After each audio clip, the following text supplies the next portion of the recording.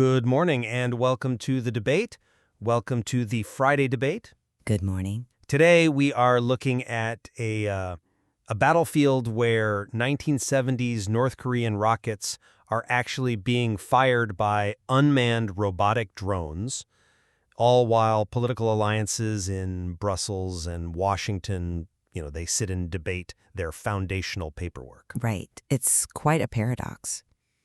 And before we get into it, we are brought to you today by our sponsor, ProWave AI.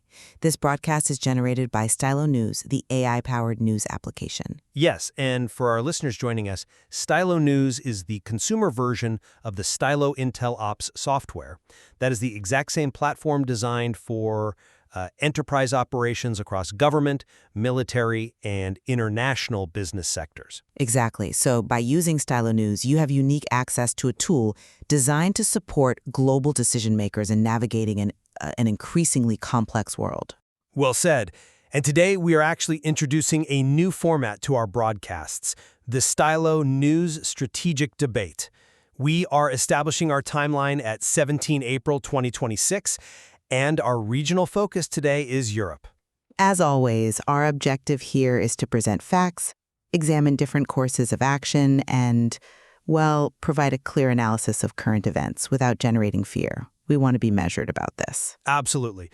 The topic we are defining today is the dynamic of the Ukraine war and the future of European defense. Right. And our analysis is going to cover the primary patterns of global events and their international impacts. Specifically, we will focus on the severe strains currently placed upon the transatlantic alliance and, well, the rapidly shifting military tactics on the ground. Yes. So my position today is that the current geopolitical pressure from Washington is actually successfully forcing Europe to build robust, independent defense capabilities.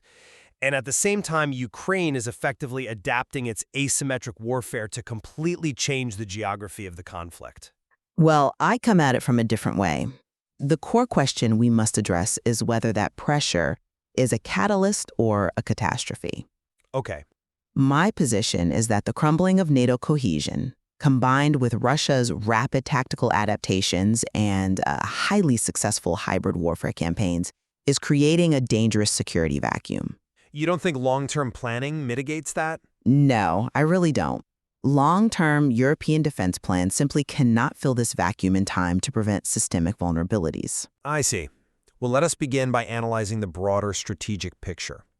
The threat of a United States withdrawal from NATO, spurred by, European reluctance to support Middle Eastern conflicts, it is not a sudden disaster.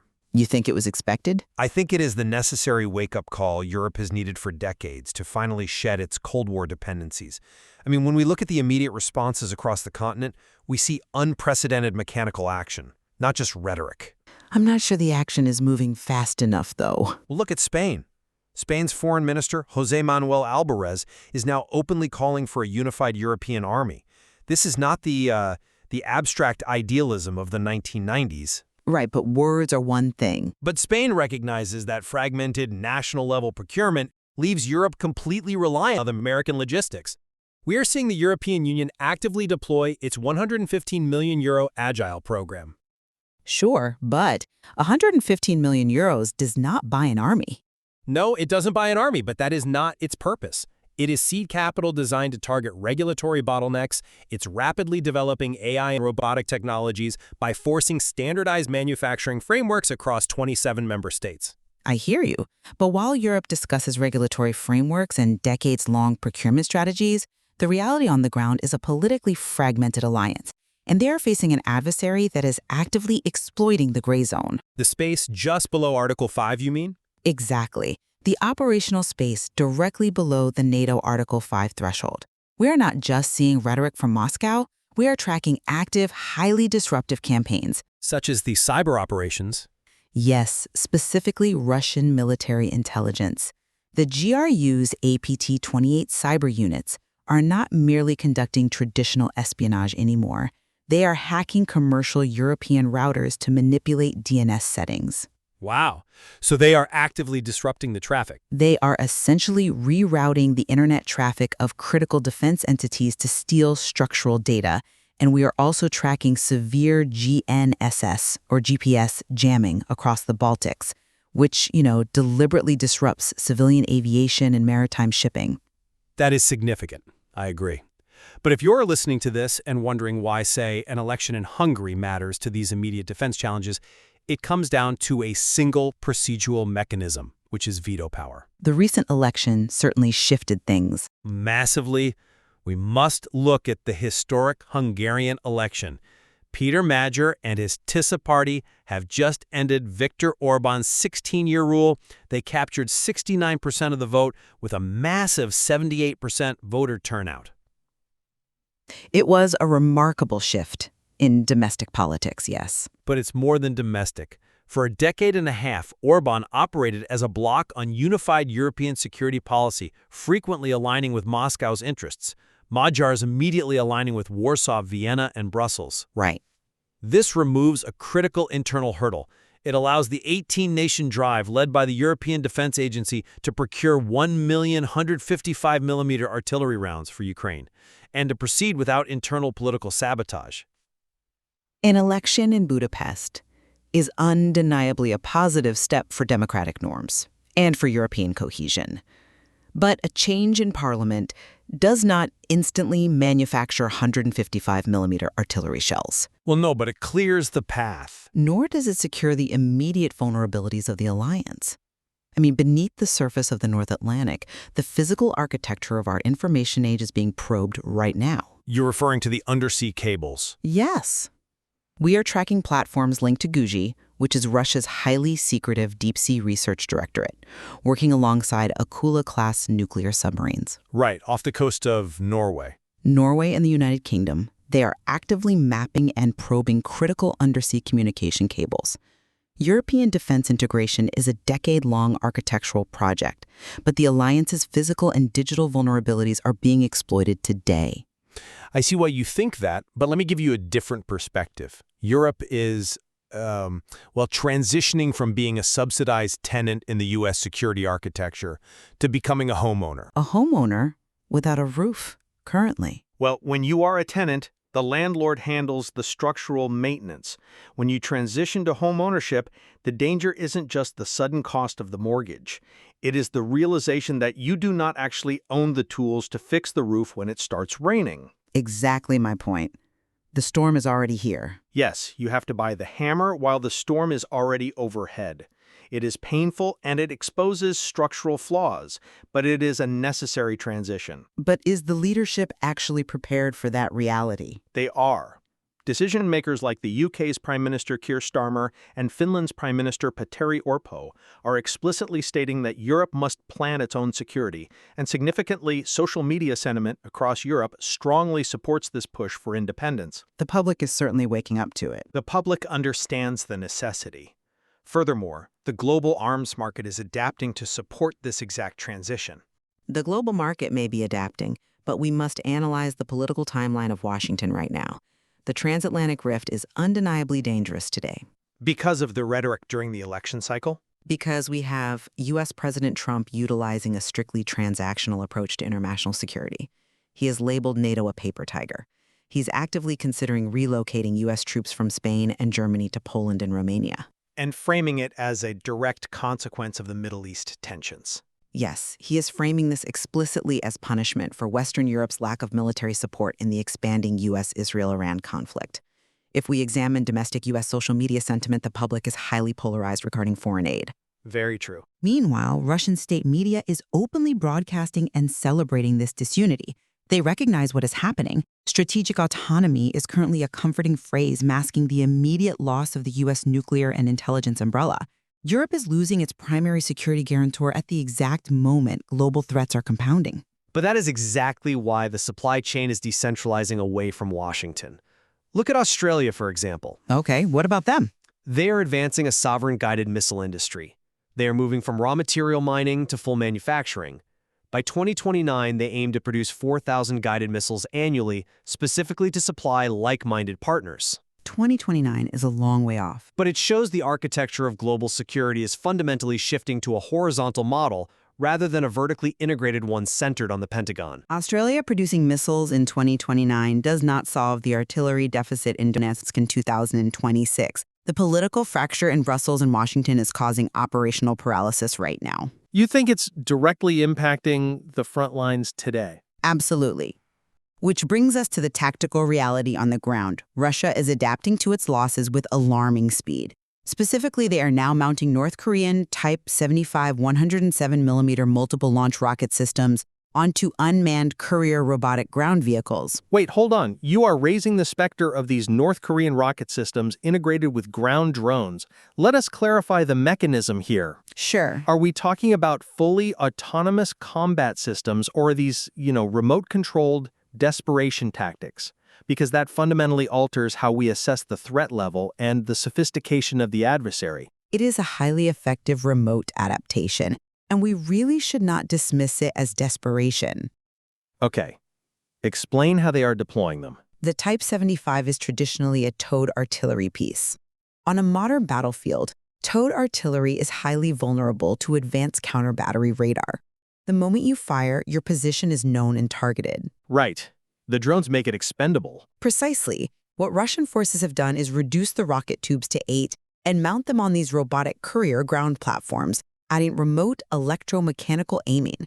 The mechanism is simple but lethal. They drive it up, fire, and retreat. They drive the drone to the firing line, launch the barrage, and if Ukrainian artillery strikes back, Russia loses a replaceable machine, not a highly trained artillery crew. This allows them to maintain broad front pressure, particularly in the critical Pokrovsky axis. I see. They absorb what would normally be catastrophic human losses while still generating mass assaults. But the battlefield is not waiting for NATO's bureaucratic paperwork, nor is Ukraine sitting passively while Russia deploys remote-controlled rockets. Ukraine is successfully changing the entire geography of the war through asymmetric means. By targeting refineries, you mean? Yes. They have realized that striking the entrenched infantry in the Pokrovsk axis is less efficient than striking the economic engine that funds that infantry. We see this in their drone strikes on Baltic oil terminals like Ust-Luga and Primohorsk. The economic impact has been noticeable, yes. It's massive. By targeting the refinement and export infrastructure, they have successfully driven Urals crude to a 13-year high of $116 per barrel. They are creating a direct economic cost for the conflict. I'm sorry, but I just don't buy that. Let me tell you why. Okay, tactical harassment, even highly sophisticated harassment, does not equate to strategic victory. Striking an oil terminal generates excellent headlines, and it temporarily spikes the price of Urals crude, but it does not dislodge entrenched infantry. You don't think choking the funding works? The raw data on the ground reflects a different reality.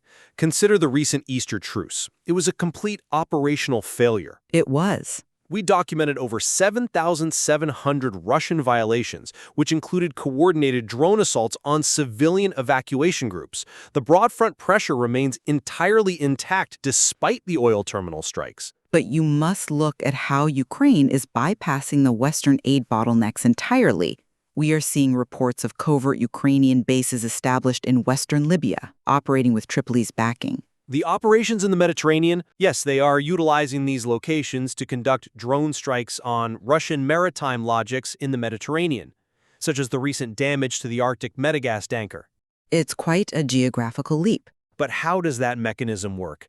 They are strategically pivoting to Turkey to secure TB3 drones. This completely bypasses the political paralysis in Washington. It is a move so tactically effective that even NATO members like Italy are now acquiring the same Turkish technology. Setting up covert bases in Libya to strike a tanker is a fascinating intelligence operation, I admit. But we must evaluate the broader geopolitical friction it creates. Friction with Southern Europe? Exactly. Ukraine expanding its kinetic operations into the Mediterranean risks further destabilizing a region that is already fraught with severe migration crises and energy shocks. It draws the ire of Southern European nations rather than winning the war in the Donbass. That is a fair concern. And that brings us back to the most critical vulnerability, the northern flank and the broader hybrid escalation. If we shift our focus from the kinetic fighting in Ukraine to the silent hybrid war threatening the rest of Europe, the picture is, well, deeply concerning. Please elaborate on the specific mechanics of the hybrid threats you are tracking in that region. The strategic threat to the Baltic and Nordic regions is acute right now. Recent defense studies indicate a severe capability risk gap on NATO's northeastern flank. They assess that under current deterrence conditions, Russia could theoretically conquer the Baltic states in 90 days. Though you aren't predicting an armored assault tomorrow. No, I am not suggesting an armored invasion of Poland is imminent tomorrow. Russia's strategy is far more insidious. They're utilizing deniable infrastructure sabotage and information warfare. Like the recent social media campaigns. Exactly. Look at the drone spillover fears actively being manipulated on social media platforms like X. Pro-Russian accounts are amplifying narratives designed to terrify the Nordic public and weaken their political resolve. They want to fracture the political will before a shot is fired. Precisely. If a deniable cyber attack targets a Polish transport hub, or an undersea cable is severed in the Norwegian Sea while the U.S. is entirely focused on the Middle East, it forces a massive political decision on a paralyzed NATO. The hybrid attack succeeds without a single tank ever crossing a border. That's an interesting point, though. I would frame it differently. The hybrid threat is absolutely real, but it is precisely what is generating a robust global counter-response. In what domain? Let us look at the space and cyber domains. Germany has recently joined 12 other nations in aggressively developing counterspace and anti-jamming capabilities, specifically to mitigate the GNSS interference we are seeing in the Baltics. Europe is not sitting idle. No, but they are playing catch-up. But more importantly, the underlying logic of Russia's strategy reveals their profound limitations. Their heavy reliance on hybrid tactics, submarine probing, router hacking, disinformation, proves that they currently lack the conventional military capacity for a direct kinetic confrontation with Europe. Because their forces are tied down. Exactly. They are restricted to the gray zone because crossing the Article 5 threshold would require conventional armored and airborne forces that are currently tied down or, frankly, destroyed in Ukraine.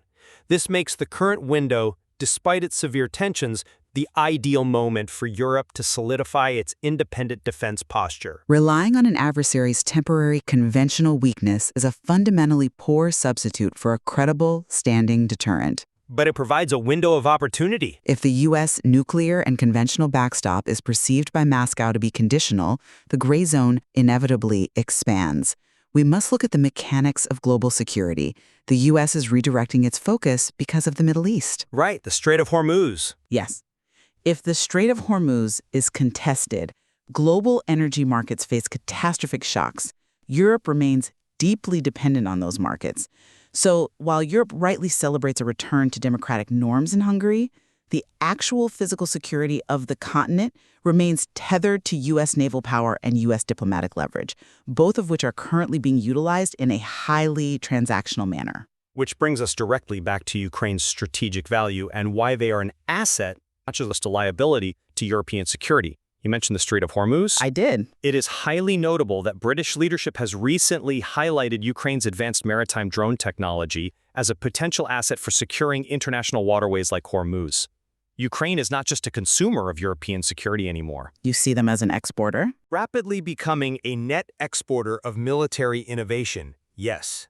They have learned how to neutralize the Russian Black Sea Fleet using unmanned surface vessels constructed from, essentially, commercially available technology. That same technology and that same tactical doctrine is directly applicable to European maritime security globally.